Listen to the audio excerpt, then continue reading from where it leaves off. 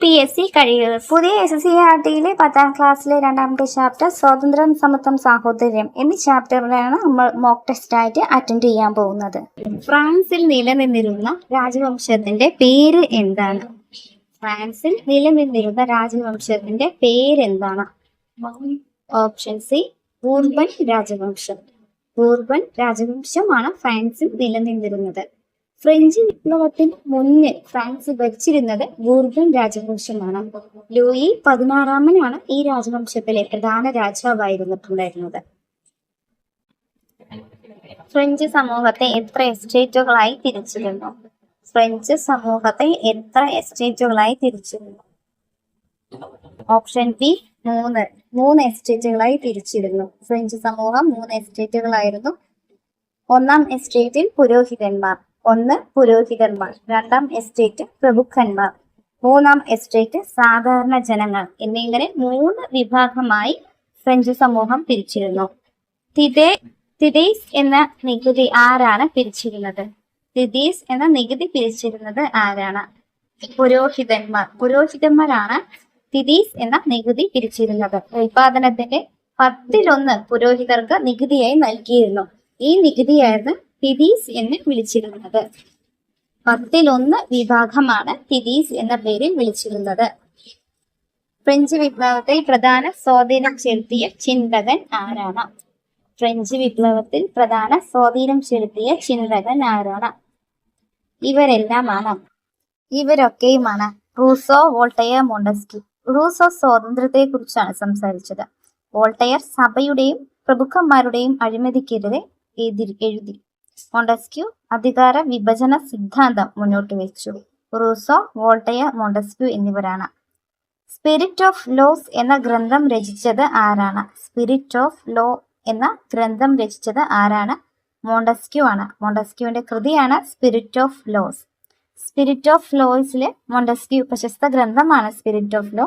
നിയമനിർമ്മാണം, നിർവഹണ അധികാരം, നീതിന്യായ വ്യവസ്ഥ എന്നിവ വേർതിരിക്കണമെന്ന് അഭിപ്രായപ്പെട്ടത് ആരാണ്? മോണ്ടസ്ക്യൂ ആണ്. ടെന്നീസ് കോർട്ട് പ്രതിജ്ഞ നടന്നത് എപ്പോഴാണ്? ഈ ക്വസ്റ്റ്യൻ ഇടയ്ക്കിടയ്ക്ക് ചോദിക്കാറുണ്ട്. ടെന്നീസ് കോർട്ട് പ്രതിജ്ഞ നടന്നത് എപ്പോഴാണ്? Option A, 1789 June 20 tennis court പ്രതിജ്ഞ നടന്നത്. 1ാം എസ്റ്റേറ്റ് അംഗങ്ങൾ ഫ്രാൻസിനെ ഭരണഘടന ഉണ്ടാകുന്നത് വരെ പിരിഞ്ഞു പോകില്ലെന്ന് പ്രതിജ്ഞ എടുത്തതാണ് ടെന്നീസ് കോർട്ട് പ്രതിജ്ഞ. ടെന്നീസ് കോർട്ട് പ്രതിജ്ഞ ഡേറ്റ് ഓർക്കും. 1789 ജൂൺ 20. ഫ്രഞ്ച് വിപ്ലവത്തിന്റെ തുടക്കമായി കണക്കാക്കുന്ന സംഭവം ഏതാണ്? ഫ്രഞ്ച് വിപ്ലവത്തിന്റെ തുടക്കമായി കണക്കാക്കുന്ന സംഭവം എന്താണ്? ഓപ്ഷൻ ബി ആണ് ബാസ്റ്റൈൻ ജയിലിന്റെ തകർച്ച. ഫ്രഞ്ച് വിപ്ലവം തുടങ്ങുന്നതിന് കാരണമായത് ബാസ്റ്റൈൻ ജയിൽ തകർച്ചയാണ്. ബാസ്റ്റൈൻ ജയിൽ തകർന്നത് എപ്പോഴാണ്? 1789 ജൂലൈ 14 ജനങ്ങൾ ബാസ്റ്റൈൻ ജയിൽ ആക്രമിച്ചത്. ഈ ഡേറ്റ് ഇമ്പോർട്ടന്റ് ആണ്. ഇതാണ് ഫ്രഞ്ച് വിപ്ലവത്തിന് തുടക്കം കുറിച്ചത്. വിങ്ടൈം എന്ന നികുതി എന്തായിരുന്നു? വിങ്ടൈം എന്ന നികുതി എന്തായിരുന്നു? ഓപ്ഷൻ സി, വരുമാനത്തിന്റെ 20% വിങ്ടൈം എന്ന നികുതി. അതായത് പ്രഭുക്കന്മാർ സാധാരണക്കാരിൽ നിന്നാണ് ഈ നികുതി പിരിച്ചിരുന്നത്. വരുമാനത്തിലെ 20% നികുതിയായിട്ട് പ്രഭുക്കന്മാർക്ക് സാധാരണ ജനങ്ങൾ നൽകിയ നികുതിയായിരുന്നു വിങ്ടൈം എന്നത്. Man is bone free but everywhere he is in chain. മനുഷ്യൻ സ്വതന്ത്രനായി ജനിക്കുന്നു, എന്നാൽ അവൻ എല്ലായിടത്തും ചങ്ങലകളിലാണ് എന്ന് പറഞ്ഞത് ആരാണ്? റൂസോ ആണ്.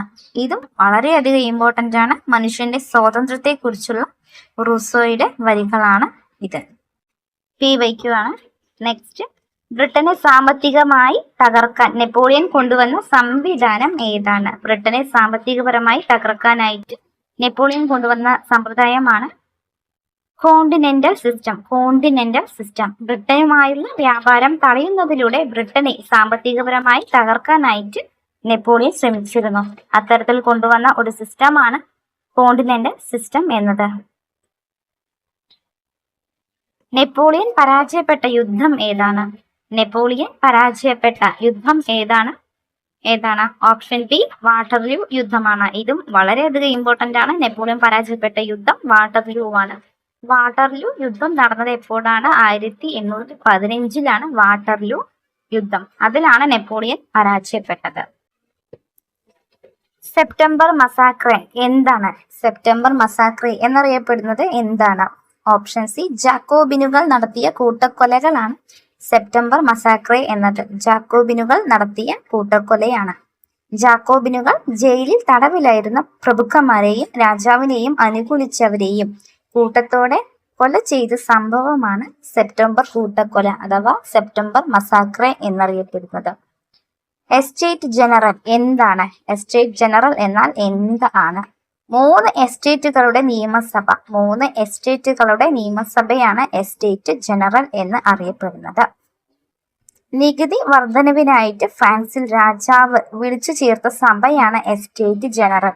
എന്താണ് എസ്റ്റേറ്റ് ജനറൽ എന്നത്? നികുതി വർദ്ധിപ്പിക്കാനായിട്ട് ഫ്രാൻസ് രാജാവ് വിളിച്ചു ചേർത്ത സഭയാണ് എസ്റ്റേറ്റ് ജനറൽ എന്നത്. നാഷണൽ കൺവെൻഷൻ രൂപീകൃതമായത് എപ്പോഴാണ്? നാഷണൽ കൺവെൻഷൻ രൂപീകൃതമായത് എപ്പോഴാണ്? ഓപ്ഷൻ സി ആണ്, 1792 നാഷണൽ കൺവെൻഷൻ രൂപീകൃതമായത്.